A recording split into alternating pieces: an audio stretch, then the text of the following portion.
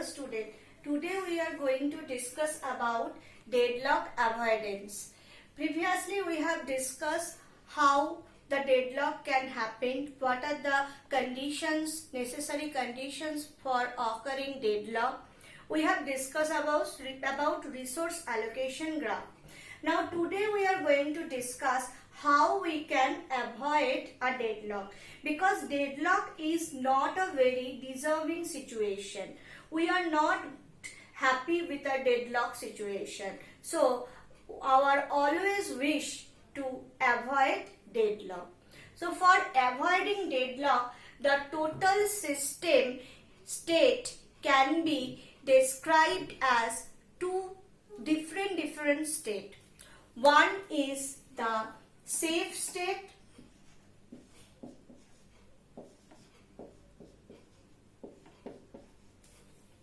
and another one is the unsafe state.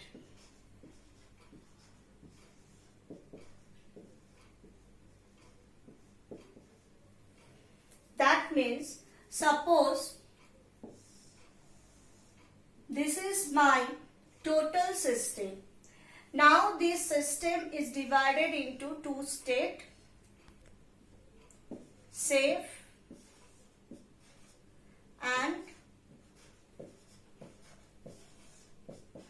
unsafe. Now what is a safe state? Safe state is what? Where we can have at least one safe sequence. That means in safe state we should have at least one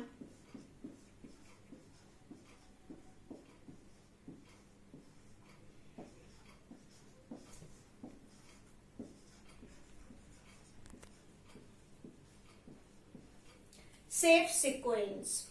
Now what is this safe sequence? Safe sequence is a sequence of process execution. The process which is at that time present in the system.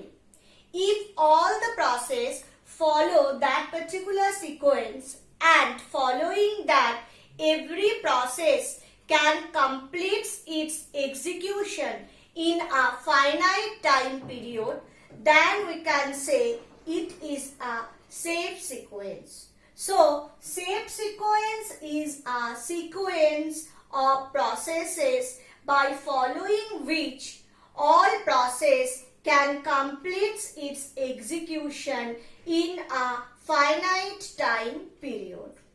So, that is safe sequence. Now, for a system, we can have multiple safe sequence, it doesn't matter, but if we have at least one safe sequence, then we can say the system is in a safe state. That means safe sequence is basically, suppose in the system now we have process P0, P1 and P2. And from this process, say we have formed a sequence like that, P1, then P2, then P0. So it is going to depicted like this. Now suppose we don't have any safe sequence at that time. So then we can say that the system is in an unsafe state. Now just try to observe, I am saying the system is in an unsafe state. It doesn't mean that at that time deadlock already occurred. Basically,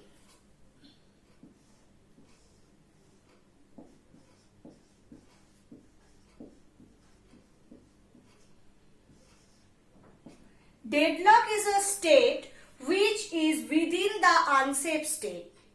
Unsafe state can lead a system to deadlock state. So that means what? If we are in an unsafe state at present now, that means we don't have any possible sequence of processes by following which they can complete. That means at this situation, the process present in my system, all of them are not going to complete in a finite time period. So it leads to deadlock. Maybe at this time deadlock haven't happened. But if the situation stay like that, then after some time, obviously deadlock going to happen. Now for avoiding deadlock, firstly we need to identify now my system is in which state. If it is in safe state or if it is in unsafe state. If it is in safe state, then we can relax that now my system is in safe state. So there is no possibility of occurring deadlock if we follow the safe sequences. But if we are in the unsafe state, then we have to do something for avoiding the occurring of deadlock.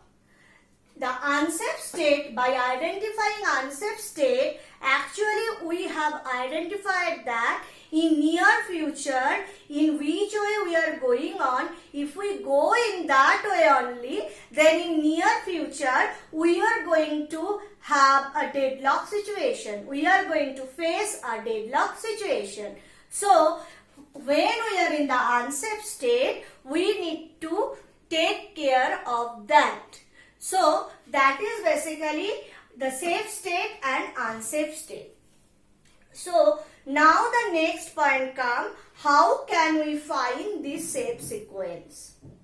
Now in the previous discussion we have discussed about resource allocation graph, and we have discussed that if we find a cycle, then we can say there may be a possibility of deadlock, and if there is no cycle, then there is no possibility of deadlock.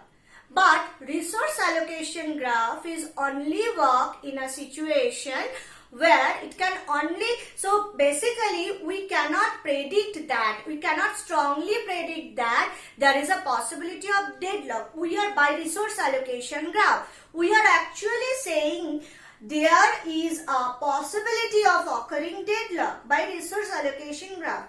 If all the resources present in the resource allocation graph have only a single instance, then only by resource allocation graph we can definitely predict that there will be a deadlock. That means the system is in an unsafe state or deadlock state. But if the resource allocation graph, in the resource allocation graph, the resources present, they have more than one instances, then the resource allocation graph is not enough for this kind of prediction. For that purpose, we required an algorithm which is called Banker's algorithm. So we are going to follow Banker's algorithm for examine that if the current state of the system is in a safe state or not. Before discussion of the Banker's algorithm, we need to know some data structure which is we are going to use in Banker's algorithm. Now, firstly,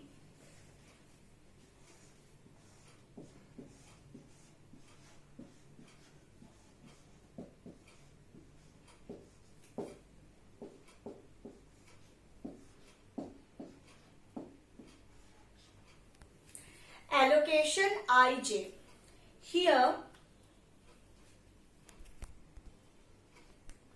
Here I is denote the number of process. That means basically I am talking about the process number. If my system I have P0, P1, P2 like this, then the 0 is the number of this particular process, 1 is the number of this particular process like this. So I is for a particular process. Okay, and J is for a particular resource. Now by this allocation Ij, what we are trying to say, if the value of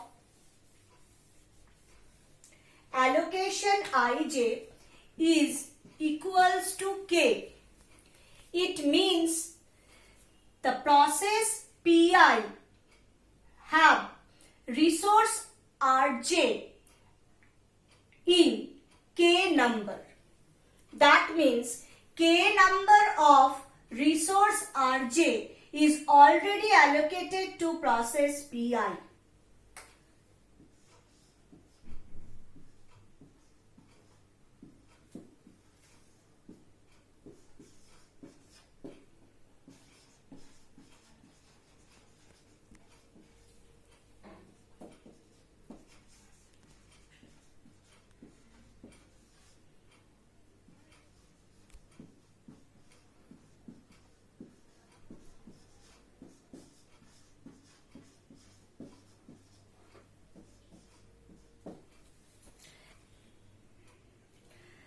That way, now this allocation ij is basically what? It is a n by m matrix. Okay, so by this n by m matrix we are actually going to represent that which process have already have the resource type in of a particular resource type in which number. If the value is k, the number value is k, that means that process Pi already have resource j in k number. So this is basically the allocation matrix. Now maximum need. This is also a n by m matrix. You can say it is a n by, see, it is an n by m matrix. And here also you can say if max need, that means the maximum need is equals to k. That means the maximum need of a particular process Pi. I is always for process. Okay, just remember it. I is always for process and J means we are always talking about a resource. Okay, so basically Pi process required Rj resource in k numbers. Rj resource means I am talking about Rj type resource. That means suppose it is a printer, it's required if the value of k is equals to 3, that means it's required in 3 numbers. That printer required 3 numbers, it is a particular type of resource. So the maximum need, that means this is the maximum requirement of a process. Maybe from this maximum need, some is already allocated. So if we calculate like this,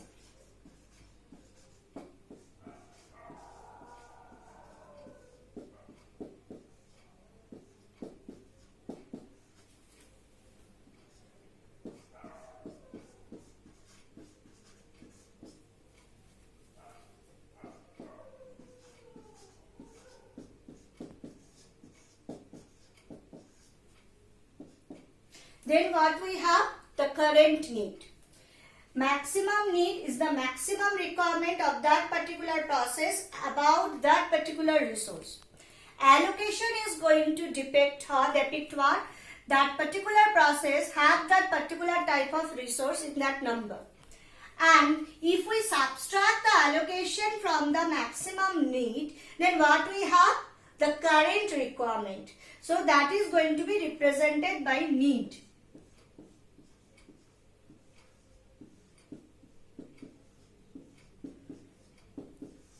So how we can calculate need? Need is basically maximum need minus allocation. Okay. So in this way we can calculate need. Now there is another matrix that is available.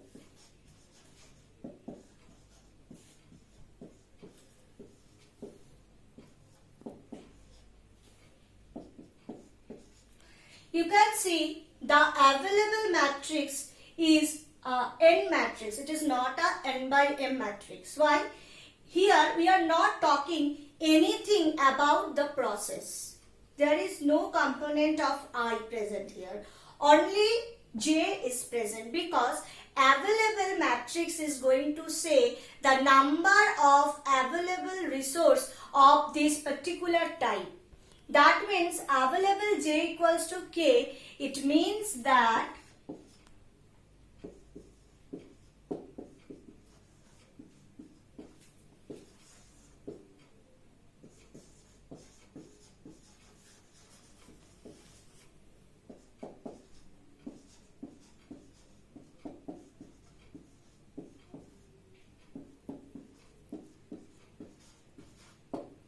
That means Rg type of resource is available in K number now at that present scenario. Maybe the total number of Rg resource is available in 10. Not available, present in 10 in for a particular system, and for between them 8 is already allocated to some process. So obviously 10 minus 8, 2 is the current value of this available J. Okay. So basically we have talked about 4 matrices. One is available, then allocation, then maximum requirement or maximum need, and then need. These are the 4 things you have to remember. Okay. So now I am going to discuss about Banker's algorithm. Banker's algorithm. Actually, Banker's algorithm is divided into 2 algorithms. The first one is safety algorithm and the second one is resource request algorithm. So firstly we are going to discuss about safety algorithm. This algorithm is trying to find if the system is in a safe state or not. So the first step of the safety algorithm. Let work and finish be vectors of length m and n respectively. We are just assuming that work and finish. These work and finish, these are 2 variable, vector type of variable with work having length m and finish having length n, and we are just taking this variable. Okay. And now we are initialize the value of work like this. That means the current system available matrix value is going to assign at work. This is basically assignment operator. So we are assigning the value of available.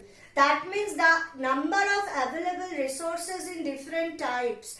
These matrix available is also a one-dimensional vector and work is also a one-dimensional vector. So the value of available can be initialized at work. Now finish is another vector, another n-dimensional vector where we are assigning the single value false for every I. I have already discussed whenever I am talking I is always for process. Now here you can see what is the value, possible value of I. I can be 1, 2, 3 up to n. That means if I equals to 1 we are talking about process 1. If I equals to 2 I am talking about process 2 like this. So for all the process that this value false is initialized at finish I. Now this is the initialization phase, the step 1 complete. Now coming to the step 2. In step 2 we are going to find an I.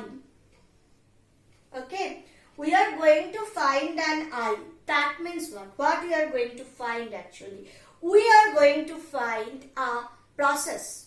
Because I have telling repeatedly that I means a process. So we are actually looking for a process who is going to satisfy both of them condition. Okay. Now the first condition is what? Finish I equals to false. Obviously this condition is going to satisfy. This finish I equals to false. This condition obviously going to satisfy because in the previous step only I have initialized the value of finish I for every I as false. Okay. So this step is going to satisfy. Now coming to this step. Need I. What does mean? Need I. Need I means the current need of process I. Need I mean the current need of resources of the process I. I have just discussed about the need. Need is also a n by m matrix, and by which we are going to represent the current need of a particular process for the particular resources. So by need I, we are going to represent the need, the current need for execution of that particular process for a different type of resources. If it is less than equals to work, we are checking that. Why?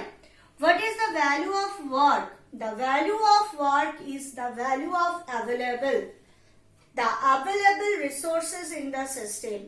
Now, by checking this, actually we are checking what? We are checking that if we are able to satisfy the current need of that particular process for which I am coming here. For current need of that particular process can be satisfied if it is less than equals to work, that means less than equals to available resources. That means if it is can be satisfied by the available resources.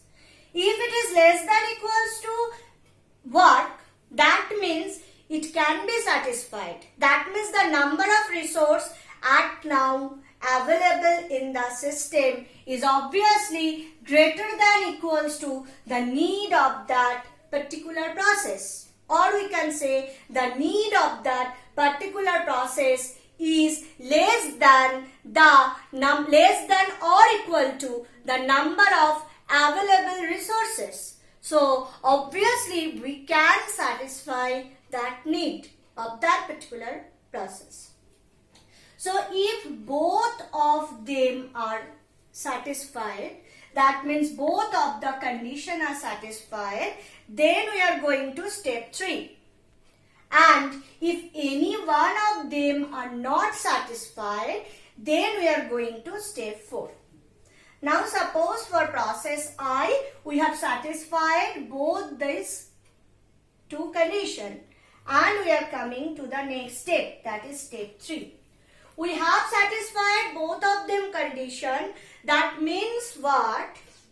That for that particular process, I have satisfied for that particular process need by the current available resources. And if I can satisfy, we just assume that the process can complete its execution with all the required resources because the resources are available. So, if the process can complete its execution with all available resources, then obviously after completion, the process is going to free all that allocated resources which the process already have. So, now what is the situation of current available or current work? It is previous work plus the allocation I. Allocation I means the resources already allocated with that particular I process. Okay. So this is equals to now the current available resources, or we can say the current work. Okay.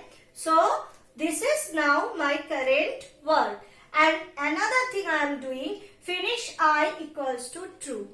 Because what? Previously it was false because the process was not finished yet. Now the process is finished. Because the process is finished, for this reason only the process is going to free all the allocated resources to him. So obviously now the process is free now. So finish now. So for that particular I, we are setting the value of this finish vector as true. Okay. And now again we are going to step 2 for searching another process. Okay. So suppose previously the value of I was 1. Now the value of I is incremented and it is now what is? It is 2. So we are again searching for another process. Now suppose for that particular process, the need is not less than equals to work. For that particular process, the need is not less than equals to work. So where it is going? If again it is going to search for another process And in this way, if it is completes all the process searching and then also they have process which is not satisfying this condition, then they are going to step 4. Now suppose for I equals to 2, they cannot satisfy this condition. Okay. So then what happened? It is directly going to step 4. Now it is in step 4. And now it is checking if for I equals to 2, the value of finish I is equals to true or not. But it cannot be true because the value of finish I equals to true is assigned only if the process can come in step 3. But if the process cannot satisfy this condition, the process cannot come in step 3. And if the process cannot come in step 3, the finish I cannot be assigned the value true for that particular process. So obviously, when we are in step 4, for I equals to 2, this is not going to be satisfied. This condition not going to be satisfied. And we can conclude that the process is not in a safe state. But if we are coming this, suppose there is no such process and all the process have completed and all the process can satisfy this condition and coming in this step 3, and after that when suppose again we are searching and no such process is available which is satisfying this finish I equals to false. Because when a process coming in the step 1, suppose we have 1, 2, 3 like this. So when number 1 process coming in step 1, for that process the finish I become true. So when again it come here, this condition is not going to satisfy. And by not satisfying this condition, again it can come in step 4. So in this way, for suppose for 1 we have done this, for 2 we have done this, for 3 we have done this. Now we have no such process available which are satisfying this condition. So we can come in step 4 by 2 ways. One is by not satisfying this condition, and another one is by not satisfying this condition. I have already discussed what happened if we come to step 4 by not satisfying the B number condition. Then we have to conclude that the system is not in a safe state. But if we can come in step 4 by satisfying this condition, that not satisfying this condition, that is finish I equals to false, that means for every process we have already done finish I equals to true. That means every process have already finished. So we can conclude that for all I, the system is in a safe state. If I can't come to step 4 with having this condition, that is finish I equals to true for all I, that means now we are in a safe state. So in this way, by the safety algorithm, we can find if a system is in a safe state. So next we are going to discuss this algorithm with an example. I am going to discuss this problem.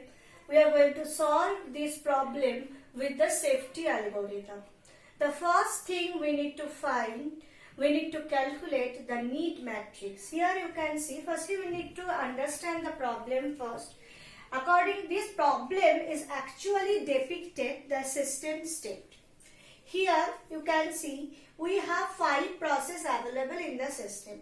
P0, P1, P2, P3 and P4. Now this is my allocation matrix. In every allocation max and available matrix, you can see I have A, B, C, written A, B, C. What are those? These are basically the resources. In this system, we have 3 resources available. A, B and C. These are the 3 resources present in the system now. And these 3 resources are basically used by these processes. Now, this is the allocation matrix. From this allocation matrix, we can understood that P0 for P0, the resource type A was not allocated at all. That means it is allocated at 0 number. Okay.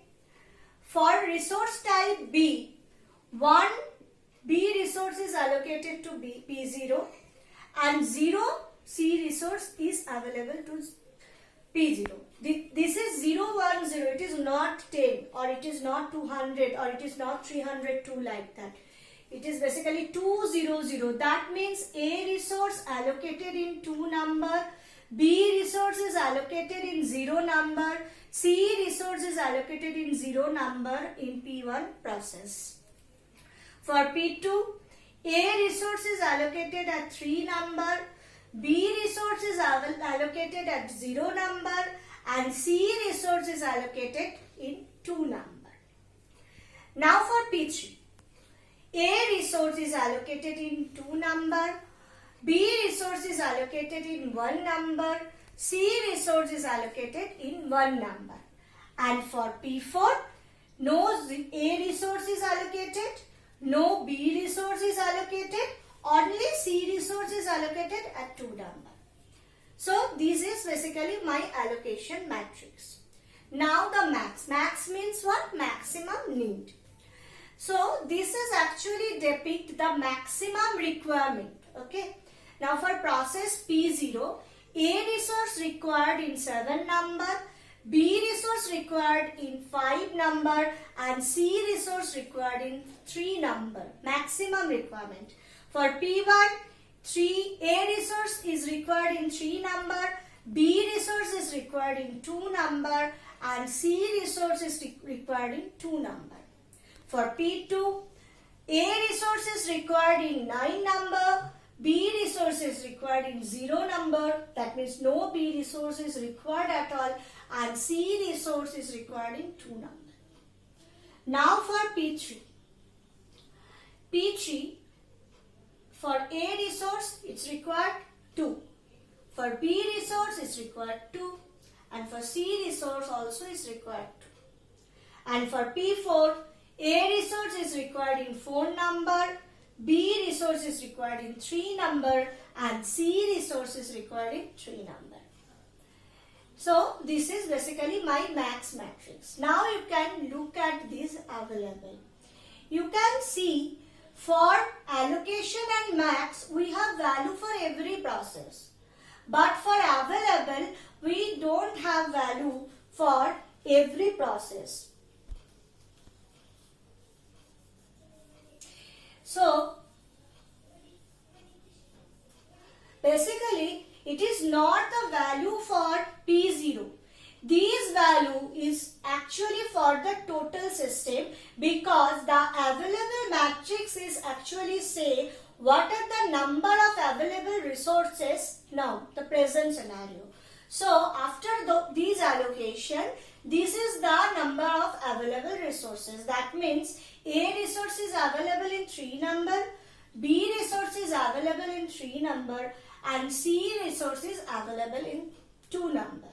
So at first we need to calculate need matrix which will depict the current requirement.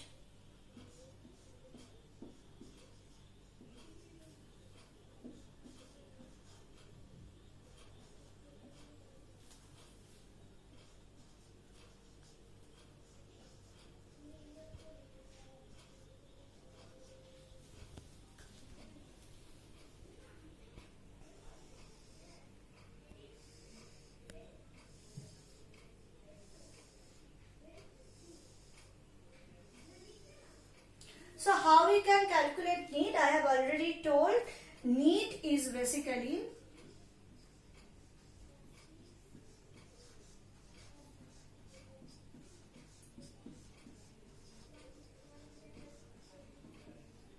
max minus allocation. So we're just performing. So how can we calculate need? We have already told that, I have already told that need is basically max minus allocation. So this is my max matrix and this is my allocation matrix. So if we need to find need matrix, we need to subtract the allocation matrix value from max matrix. So for P0, what will be the value? The max matrix value is 7, 5, 3. And the allocation matrix value is 0, 1, 0. That means 7 minus 0, it is 7. 5 minus 1, 4. 3 minus 0, that means it is 3. So this is for P0. Okay, very simple. Just look at this again. For P1 I am calculating 3 minus 2. So this is basically 1. 2 minus 0. So this is 2. 2 minus 0. So again this is 2. Now for P2 it is 9 minus 3. 9 minus 3, that means 6. 0 minus 0, that means 0. 2 minus 2, so it is 0. Now for P3, 2 minus 2, that means 0. 2 minus 1 means 1. 2 minus 1 means 1. Now for P4, 4 minus 0, it will be 4. 3 minus 0, it will be 3. And 3 minus 2, it will be 1. Okay. So, basically this is my neat matrix.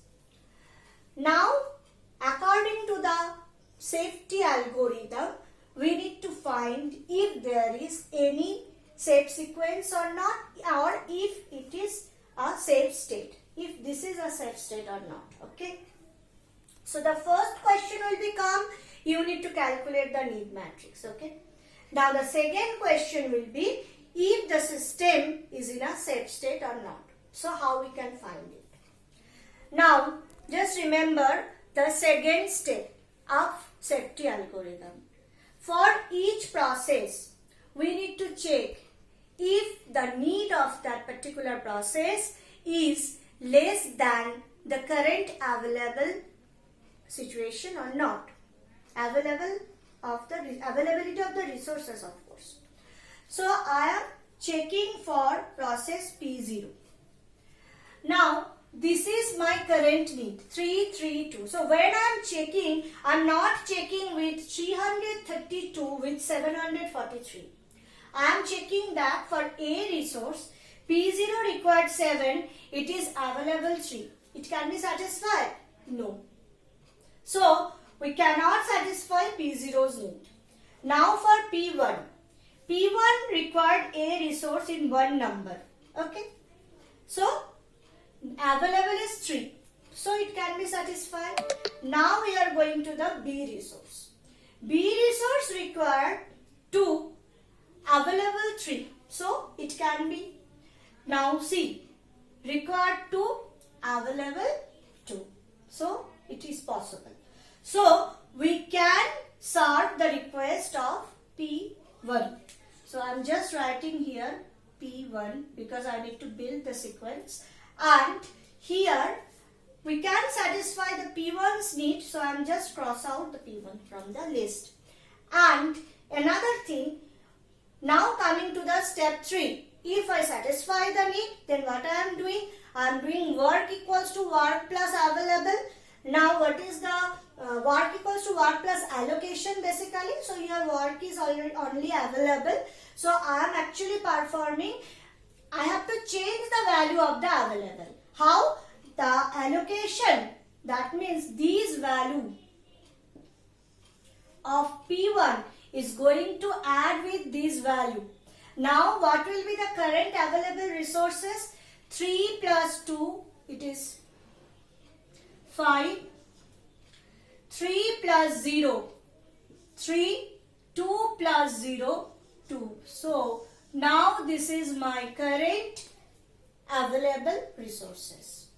Again I am doing 3 plus 2, 5. 3 plus 0, 3. 2 plus 0, 2.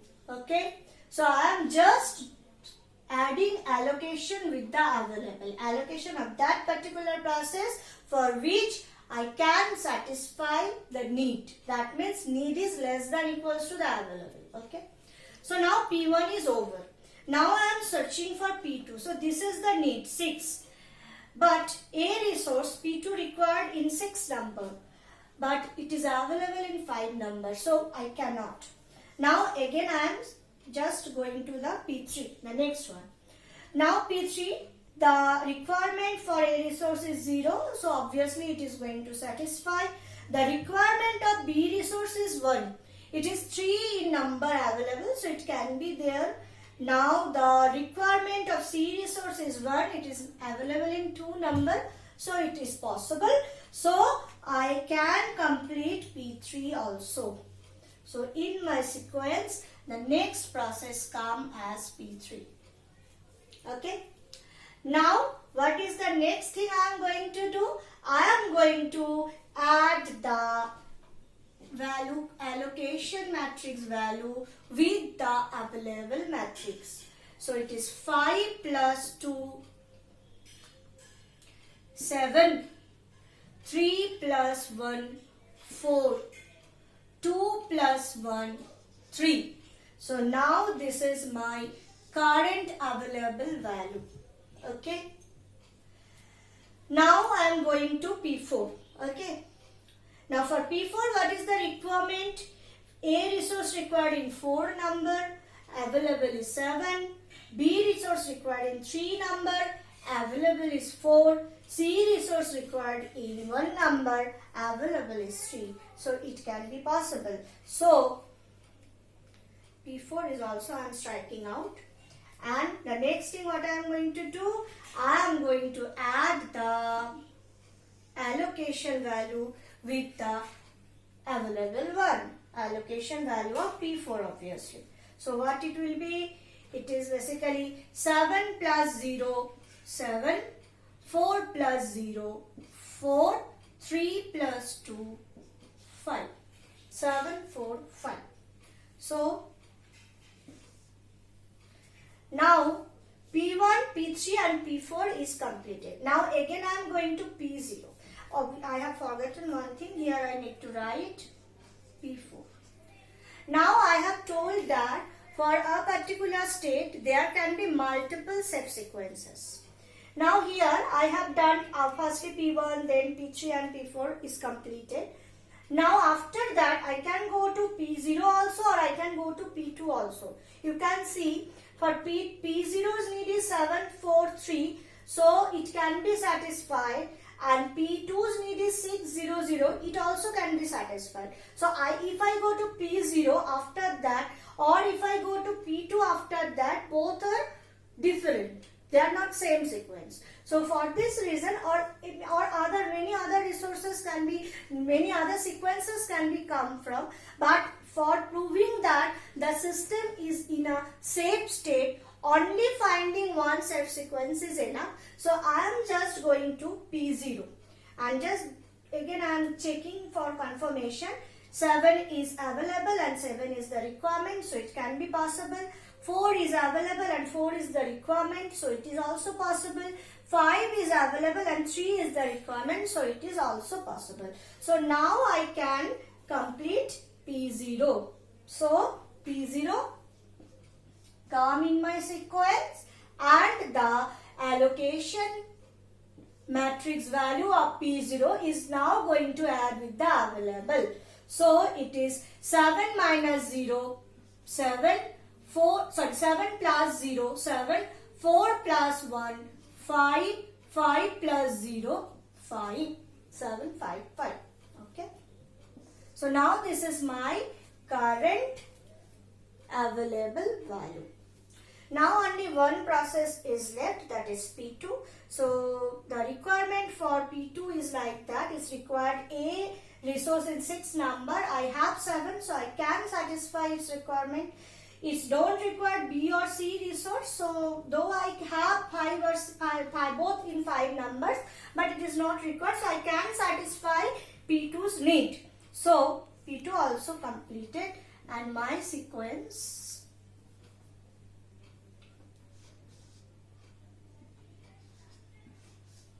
is also completed. Okay, and what will be the last thing I need to do? that is, now I just assume that P2 is going to complete, so the allocation value is going to add with that. So what will be the value? The value will be 7 plus 3, 10, 5 plus 0, 5, 5 plus 2, 7. So this is basically all the resource available in the system, and because all the processes are completed, no one is not using any resource. So this is basically the total number of resource available in the system, and this is the safe sequence I have. So according to the safety algorithm, if we are coming to the last step, then I have finished all the process execution. So for all the I, finish is become true now. So I can say the system is in a safe state. Hope you have all understood how the safety algorithm help us for finding if a system is in a safe state or not. Actually, we are finding a safe sequence, and if we are able to find a safe sequence, then we can conclude that the system is in a safe state. Thank you.